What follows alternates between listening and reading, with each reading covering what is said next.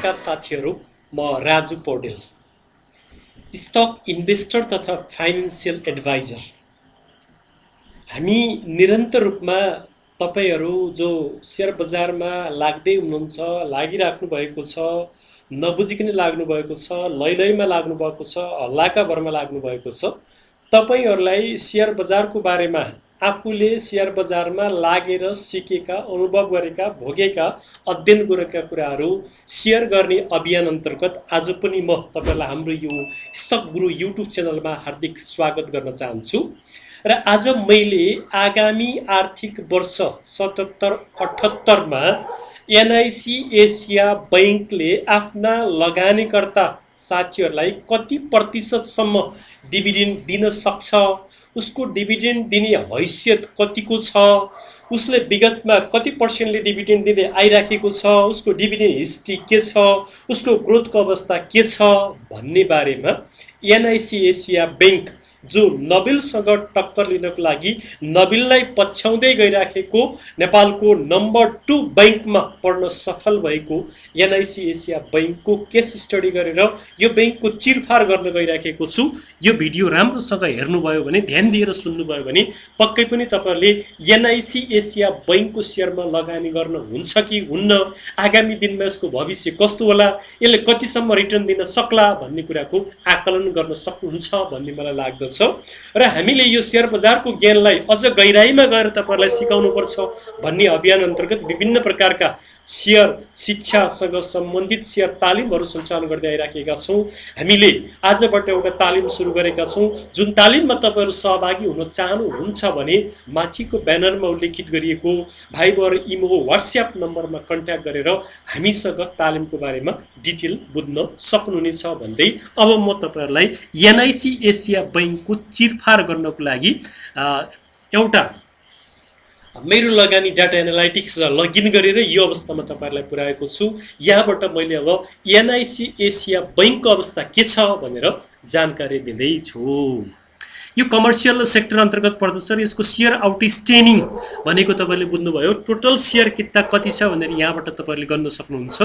यसको fair and grid metre यो अहिले यो ग्रिडमा पुगेको छ। ग्रिड भनेको यो बुलमा प्रवेश गरेको छ, बुलको बीचबीचमा पुगेको छ, एक्सट्रिम बुलमा प्रवेश गरेको छैन र अब यसले छिटै नै फोर्थ क्वार्टरको रिपोर्ट, आकर्षक रिपोर्ट पस्केर लगानीकर्ताहरूलाई ज्यादै उत्साहित बनाएर आगामी दिनमा राम्रो बोनस दिन पनि सक्छ भन्ने हामीले अध्ययन गर्दै गइराखेका छौं र आज पनि त्यो कुराहरू तपाईहरुलाई शेयर गर्न गइराखेका छौं। अब यो क्लोजिङ प्राइस 1031.60 मा आज बन्द भएको रहेछ भने यसको 180 डेज एभरेज 908.35 रहेछ। आज यो कम्पनीको शेयर घटेको रहेछ र 52 वीक हाईमा यो 1065 सम्म पुगेको रहेछ भने 52 वीक लोमा यो 548 सम्म आएको रहेछ।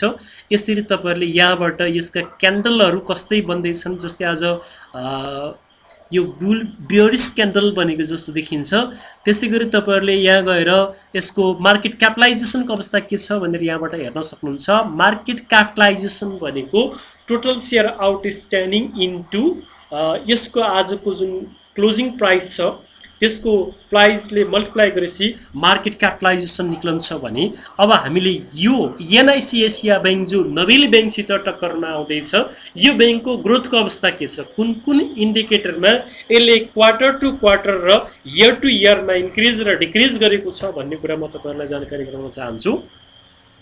यसको पेड अप क्यापिटल 11,56,04,05,000 भन्दा माथि छ भने रिजर्भ यसको 8,66,78,72,000 भन्दा माथि छ।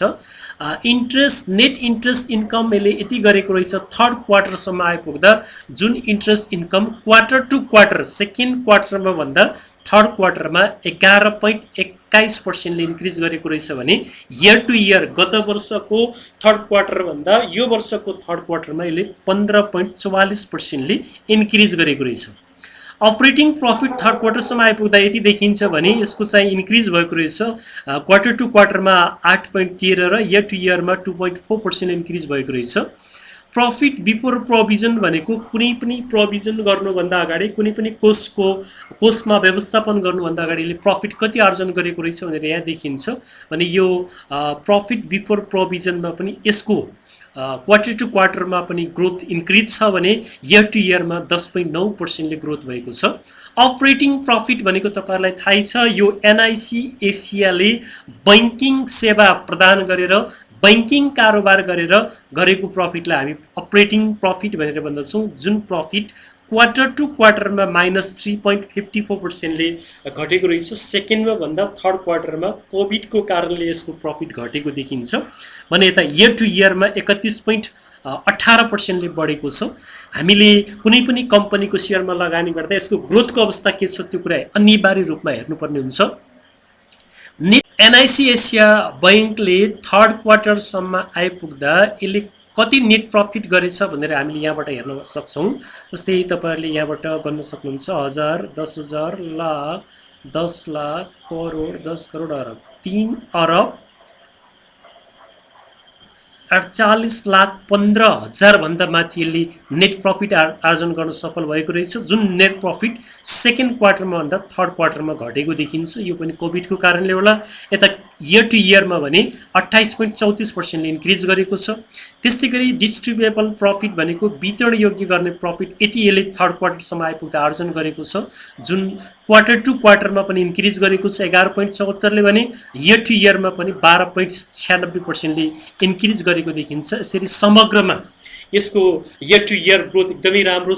क्वार्टर टु क्वार्टर ग्रोथमा दुईवटा इन्डिकेटरमा यो डिक्रिजमा पुगेको देखिन्छ कोभिडको कारणले कोरोनाको कारणले लकडाउनको कारणले गर्दा यस्तो भएको हो जस्तो मलाई लाग्दछ। अब हामीले यसको वार्षिक ईपीएस अर्निङ पर शेयर 34.65 देखिन्छ भने डिस्ट्रिब्युटेबल ईपीएस भनेको 14.7% देखिन्छ। अब यही वितरण योग्य यो ईपीएसबाट आगामी वर्षमा यसले लगानीकर्ताहरूलाई विशुद्ध रूपमा अहिलेको रिजर्भबाट मात्रै लगानीकर्ताहरूलाई डिभिडेन्ड घोषणा गर्यो डिभिडेन्ड दियो भने 14% डिभिडेन्ड यसले दिन सक्ने हैसियत राख्छ भनेर हामीले यो तथ्याङ्कबाट भन्न सक्छौं भने यसले विगतका रिजर्भहरूबाट तानेर पनि लगानीकर्ताहरूलाई आकर्षक बोनस दिन सक्ने एउटा बाटो छँदैछ। तर अहिले हामीले थर्ड क्वार्टरसम्मको वितरण योग्य ईपीएसलाई आधार मान्ने हो भने यसले 14.07% भन्दा माथि लगभग 15% जति यसले लगानीकर्ताहरूलाई डिभिडेन्ड घोषणा गर्न सक्छ डिभिडेन्ड दिन सक्छ आर्थिक वर्ष 77-78 मा भनेर हामीले आकलन गर्न सक्छौं। यसरी तपाईहरुले अरु बाँकी इन्डिकेटरमा यसको अवस्था के छ भनेर यता गएर पनि हेर्न सक्नुहुन्छ। विभिन्न की रेशियोहरुको अवस्था के छ भनेर मैले यहाँबाट तपाईहरुलाई देखाउन चाहे। ईपीएस मैले भनिसके। त्यसपछि बुक भ्यालु 162.03 छ जबकि 200 भन्दा माथि भएको राम्रो मानिन्छ भनेर हामीले भनेका थियौं। रिटर्न अन इक्विटी 19.8 छ यो जति हाई भयो त्यति राम्रो मानिन्छ।